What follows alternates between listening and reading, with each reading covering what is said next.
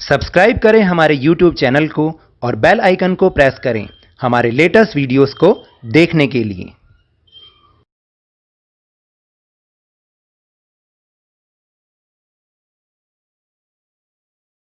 Hello and welcome to Lavneesh Sir ki class. This is Directorate of Education GNCT of Delhi's worksheet number 26, and it is only for class 7 students. It has taken from the subject English, and we will learn and understand the remaining part of the story Ashes that made trees bloom.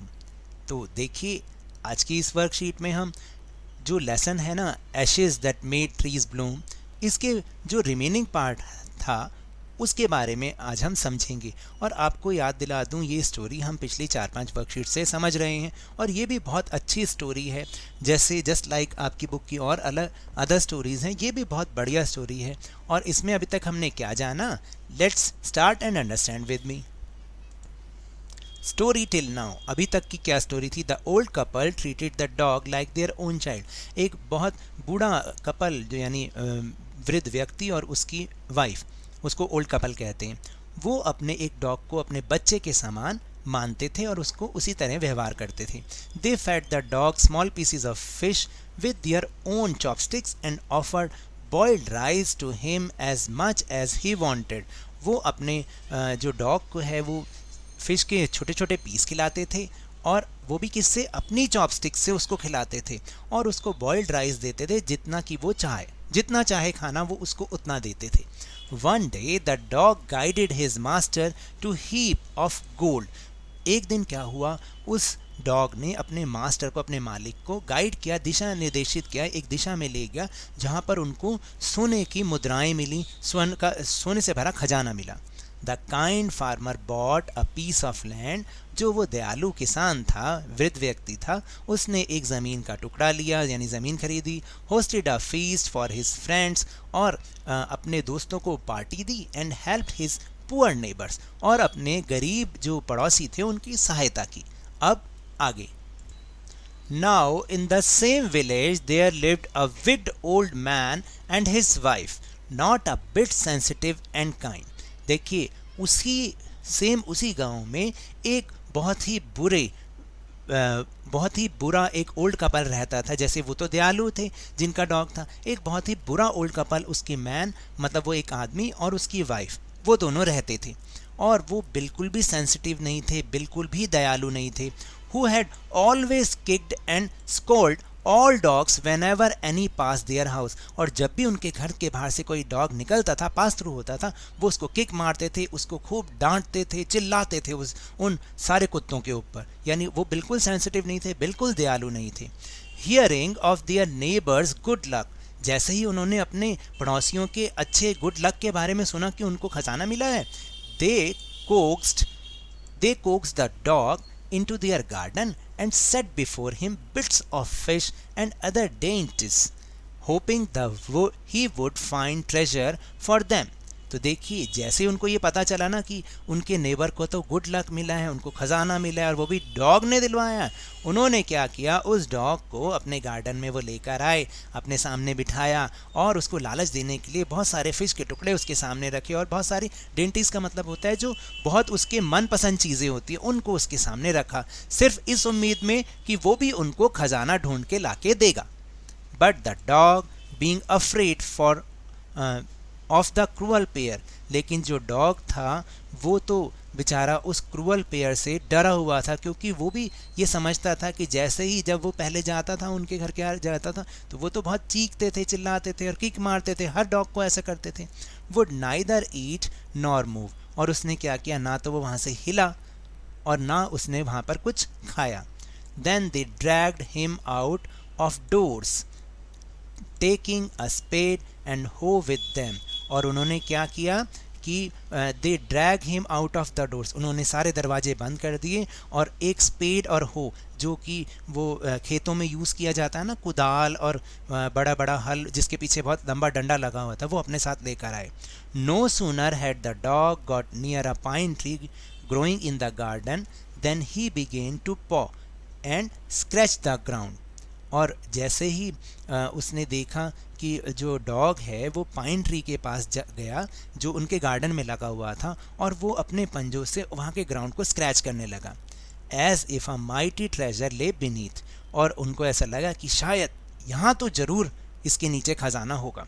Quick wife, hand me the spade and hoe, cried the greedy old fool as he danced with Joy.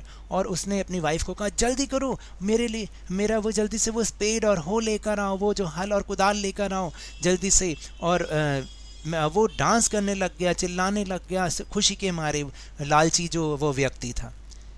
Then the covetous old fellow with a spade and the old crone with hoe began to dig.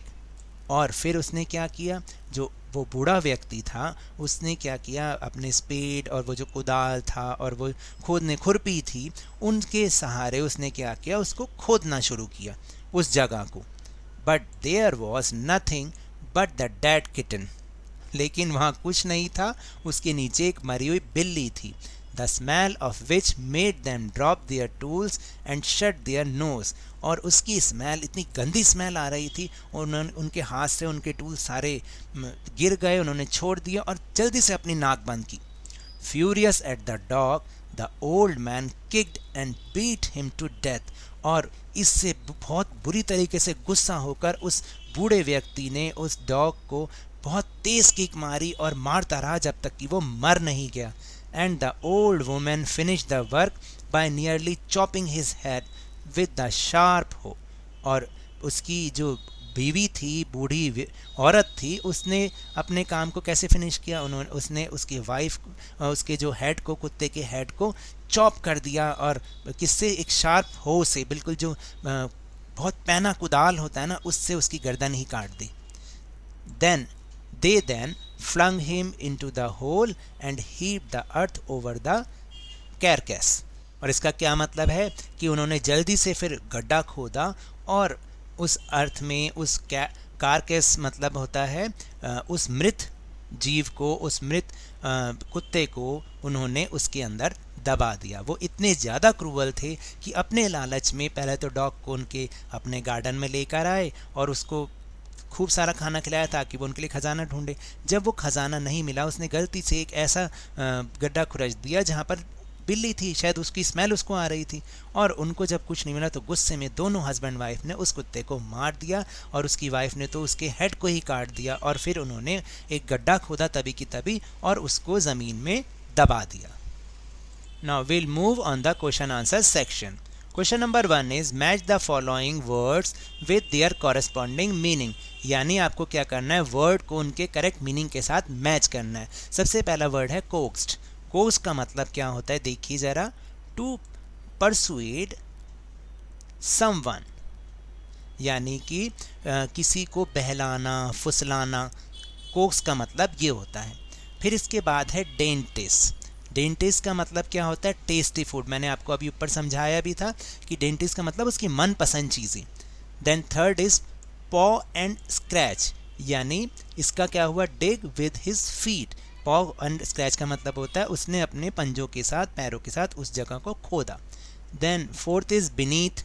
Beneath का मतलब देखिए यहाँ पर है under, under, ठीक है, यानी ज़मीन के नीचे। फिर है कोवेटस।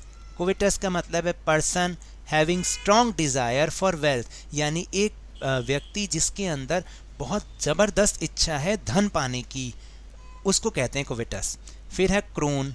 क्रोन का मतलब क्या होता है, क्रोन का मतलब होता है अगली ओल्ड वुमेन, यानी बहुत बुरी, बहुत बदसूरत बूढ़ी औरत।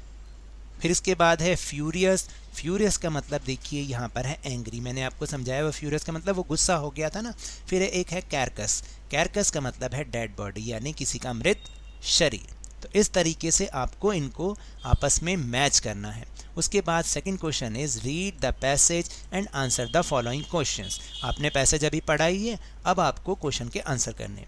Why did the greedy couple Cokes and feed the dog, यानी जो ग्रीडी कपल था, लालची जो वो जो ओल्ड वुमेन और उसकी वाइफ थी, उन्होंने क्यों डॉग को बहलाया, फुसलाया और क्यों खिलाया।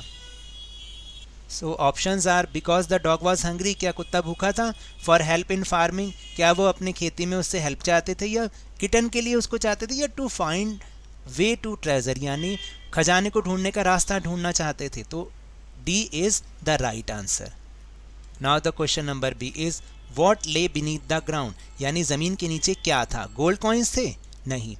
अ वास्ट ट्रेजर, बहुत बड़ा खजाना, नहीं। अ डेड किटन, यस, मरा हुआ बिल्ली का बच्चा, नन और नन ऑफ दीज, तो C is right answer. Now the C question is how did the couple punish the dog, उन्होंने जो कपल था उसने डॉग को क्या सज़ा दी।